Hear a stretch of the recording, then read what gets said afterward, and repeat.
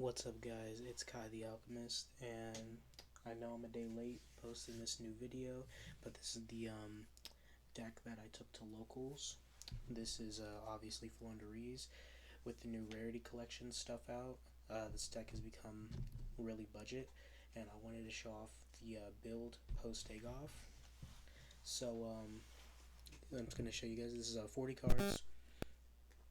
This is a primarily going first build. Obviously, I'll show you guys the main and the extra on the side. Let's get into it. For the main stuff, standard Floowandereeze, so 3 Rubina, 3 Eagle. I am playing 2 Stree instead of 1 because now that Tier is back into the format, you need something to be able to continue your plays because um, if you're playing and they get one of their millers and they mill your Stree, then you've kind of lost not only just something to mess with their plays, but also you've lost a way to get your recursion going because you need to be able to get your spells and traps banished so you can bring them back with your 1-2 can. So yeah, I prefer to play this at 2 now. It was pretty good. I didn't go against Tier, but there were people playing Tier at my local, so I definitely did make the right call. This is something new I've tried, or I'm trying. 3 M Pen and 1 Avian. I'm not playing Ryza anymore. Um, I've seen a lot of people talking about it, and the consensus I've come to is, or at least what I've seen from other people, is just if you have multiple M pens, it's really good for the grind game. And I learned that while I was playing, it was so good to be able to grind out games against longer matches and keep setting up the floodgates and stuff, and to keep circling through my spells and traps. And I thought that was really nice. Um, and then the Avian is just able to come back multiple times. So you just have multiple Omni negates, and I thought that was also really nice, which is another reason why triple M pen works, because it allows you to keep your Omni negate up, as opposed to just sure you get a board disrupt and a grave disrupt with Ryza, but it's back to back Omni, so I mean you know. And then for the only hand trap I play in the main, 3 shifter, really all you need. Uh, this messes up Droll on your opponent. They can't Droll if shifter's up. Ton of decks lose to it right now, so gotta play this card.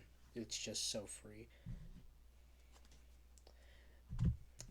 For spells, you already know.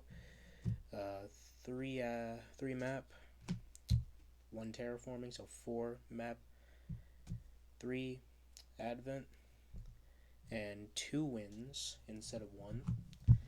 Um, I like playing wins at 2. I tried it at 1 before, but I prefer having 2 of it because it helps unbrick your hands if you open a lot of big birds. Because you're not always going to have prosperity in your hand, so it's nice to have something. And also opening this card and then opening the rest of your combo just makes it harder for your opponent to play around you, because now they have to worry about because a normal flu board is just okay, stop them before they can get that other tribute up, but now it's just they let a single bird resolve and all of a sudden they're losing their board left and right. It's really hard to play around. Obviously, for more consistency, we are on the triple prosperity now that budget. With the rarity collection, I picked up these supers for $5 off pre-sale. Ironically enough, the ultras cost more than the supers, which, or no, the supers cost more than the ultras now, which I think is kind of weird. But I guess people just prefer the looks of the supers compared to the ultras, and I mean I don't blame them. I really like them. And then obviously the 3 pot of duality. You gotta have these. Just consistency. That's really all there is. Still on 3 Book of Moon. I personally feel like Book of Moon is just too crazy to not have in the main. I've seen like a ton of like builds cut it. I personally really like it because it helps you dodge the imperms because people still play imperm, especially when they know you're playing flu. I've like played against a Kashtira player. They had they had imperm in their side, which I mean, but also just being able to bait out like interactions from your opponent, or like if you have this card and they don't stop your plays, you can just set this face down and then it screws over like whatever plays they try to make. I know when I was going against the Kashtira player, I ended his entire turn by just flipping over his Fenrir when on his first summon. So I mean, but it also like stops Pearly, and stuff like that. So for the last 2 spells, Feather Duster at 1. Well, it's a 1 of, but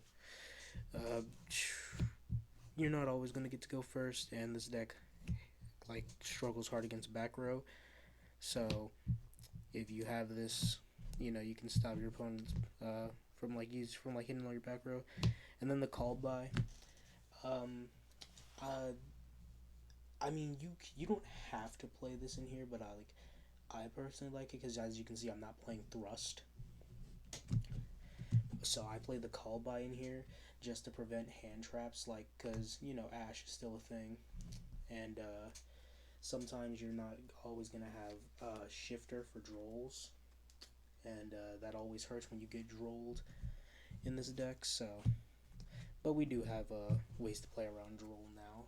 If they want to skip our turn, we can skip theirs right back. So the Dreaming Town, your turn, our turn now. And the Harpies Featherstorm at 3 in the main. This card won me so many games. I played against Heroes, Kashtira, Melfi Sprite, another Flu player, and a random jank OTK deck. This card closed me out games in every single one of them. Every single one of them. When you get Featherstorm, it just skips their turn and they cannot play.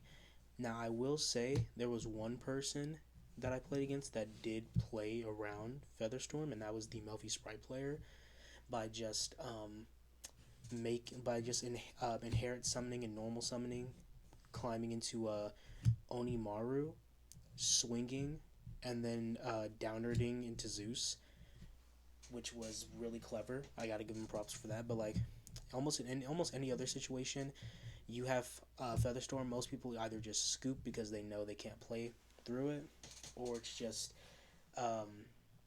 it's a game ender. Now, I wouldn't tell you to shotgun this card, because if you shotgun Featherstorm, for one, most of the time they will scoop, but you won't get to see what your opponent's playing if you go first and you have this card.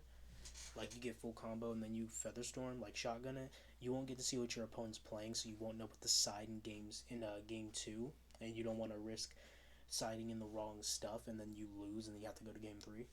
So what I like to do is I wait for them to play, and unless they try to go for my back row, I'll just keep letting them play. And then when I see the first monster effect and I think I have a grasp on what they're playing, then I want to use this, so that way I know exactly what I'm playing against. And I think that's more the smart play. Now if you have thrusts, I would recommend that you drop Call By and only play 1 Featherstorm, and then these 2 others can be the thrust in the main. But obviously I don't have thrust, so we're compensating by putting 3 Featherstorm in the main deck. The extra deck isn't too important, but I'll show it off anyway. It's like I literally just slapped this together of stuff that I thought would be decent if I needed to.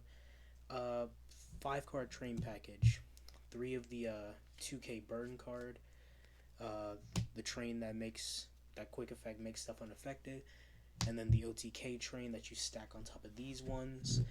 Uh, really, not all there is to it. This burns for 2K on the soft once per turn. This makes stuff unaffected, and this one is just it can hit for 6K. And it's just level 10s.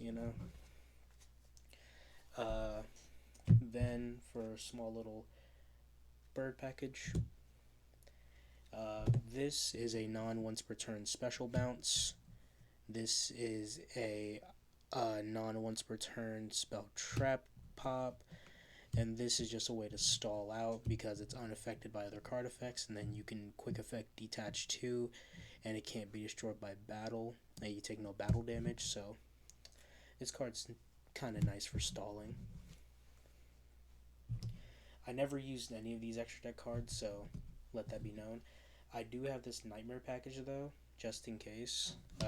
Cerberus, Phoenix, Unicorn, and Griffin. Now, there was a time where I could make Griffin, and if you can make Griffin, it is super awesome. And the way I normally make Griffin is actually by doing this little combo here. So we don't play any darks in the main other than the shifter, but you also have DD Crow in the side deck.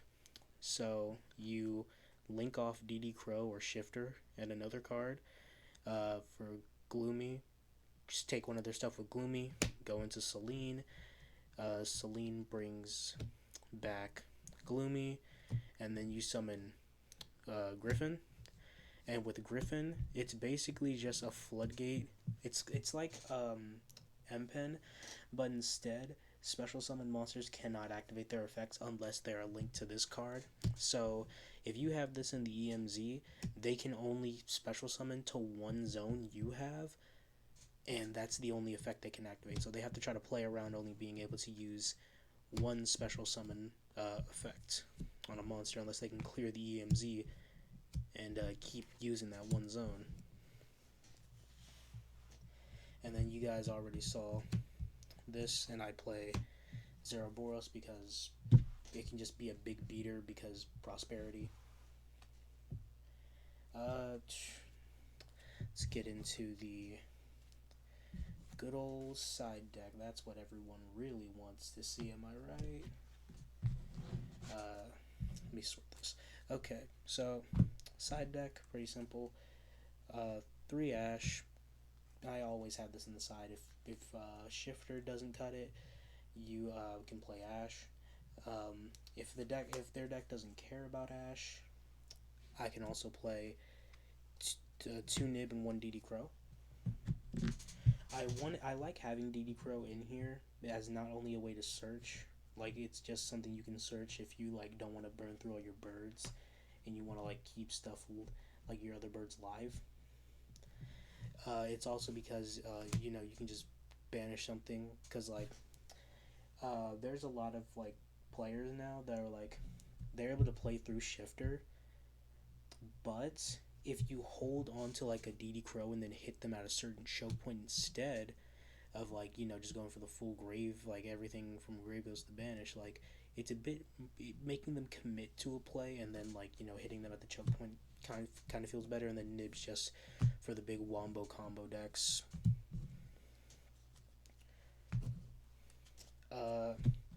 3 Book of Eclipse. I normally, if I'm going second, I will side out Book of Moon for this because I feel just having Book of Eclipse is better for going second. It just makes cracking boards way easier. And then the rest of this is just going second stuff. So 2 Dark Ruler, 2 Lightning Storm, and 2 Cosmic Cyclone.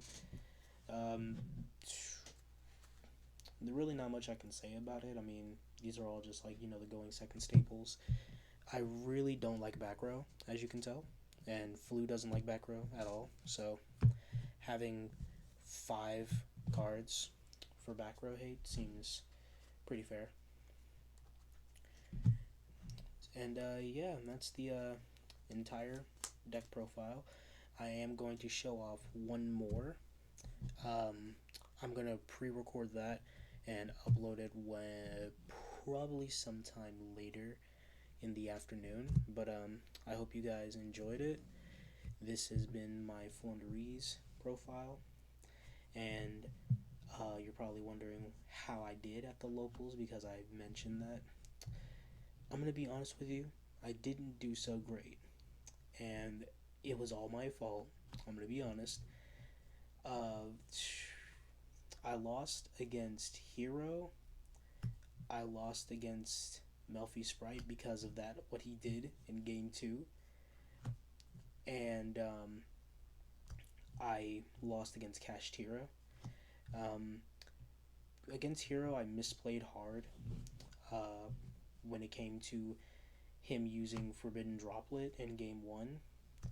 And game two, I got it. And then game three, he had more extenders than I had outs to. Against the Melfi Sprite player, I got game one. He got game two with that play into Zeus, and then game three was just I bricked. And then against Kashtira, we went into game three. I won it because he saw Featherstorm and he scooped. Then he got it by OTKing me because uh, yeah, I had bricked in game two, and then game three I Featherstormed him twice to stall, but then when it then I only had one card. I only had Rabina and no map or anything, and he just impermed that after he set, and he just OTK'd.